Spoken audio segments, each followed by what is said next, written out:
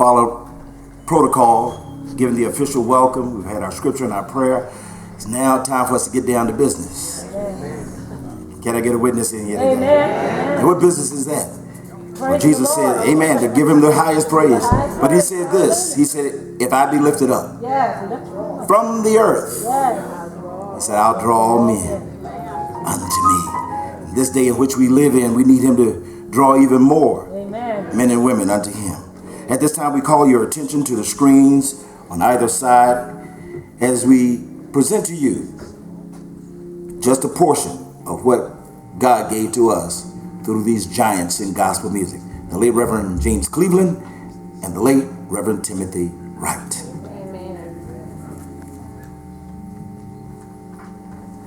Gospel music legend Reverend James Cleveland was born on December the 5th, 1931 in Chicago.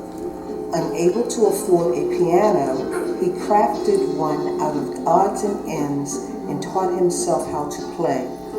Cleveland sang as a boy soprano at the Pilgrim Baptist Church, where the music program was headed by Thomas Dorsey, whom many consider the father of modern gospel music.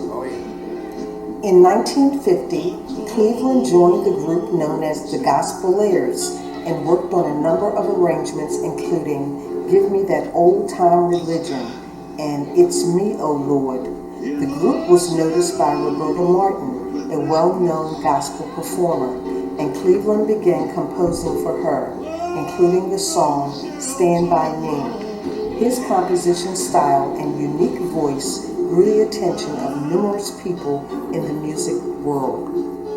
Cleveland's work on 2 songs in this period demonstrates his revolutionary fusion of musical styles. In 1959, Cleveland re-recorded his version of Ray Charles's Hallelujah, I Love Her So, demonstrating his ability to combine gospel and rhythm and blues. A few months later, Cleveland's recording of The Love of God brought together pop and ballads supported by Detroit's Voices of Tabernacle Choir. From that point, choirs would be a mainstay of gospel recordings. Cleveland's first runaway hit, Peace Be Still, on the Savoy Records label, sold nearly 1 million copies among a largely African-American audience without promotion. James Cleveland became an ordained minister in the early 1960s. In 1969, he founded the Southern California Community Choir. He also founded the Cornerstone Institutional Baptist Church in Los Angeles in 1970, where he served as pastor. Cleveland argued that gospel music could reach people in a profound and powerful way, perhaps more so than a sermon. To prove his point, he founded the world's largest gospel music convention, which for the first time brought together the best gospel performers in the nation on the same stage, the Gospel Music Workshop of America Incorporated, where everybody is somebody. Reverend James Cleveland wrote hundreds of songs and recorded dozens of albums. He won Grammy Awards for Best Gospel Album by Choirs or Choruses, Best Soul Gospel Performance. His songs include Don't Forget to Remember, Oh Be Joyful, and Use Me, Lord. Reverend Cleveland mentored the young Aretha Franklin and remains a giant, but not only in the gospel music scene, but for his influences on a variety of other musical genres. Reverend James Cleveland died on February 9, 1991 in Culver City, California. We will always remember the king of gospel music.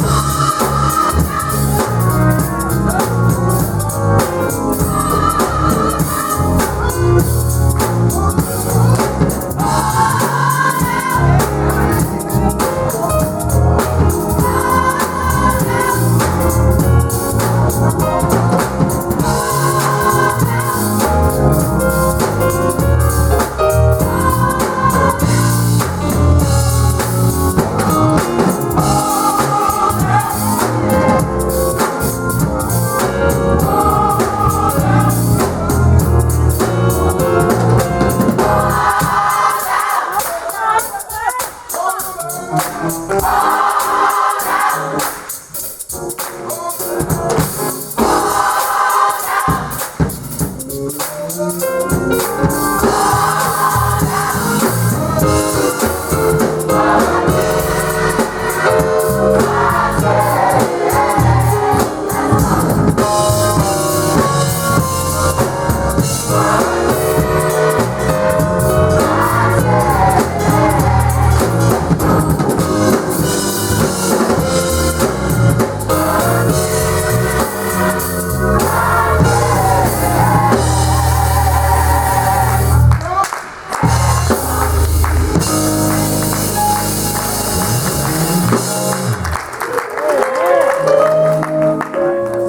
many of you all know that the Lord will do it? We serve an on-time God, and there's none other appropriate song that Reverend Cleveland to have presented other than Lord, do it.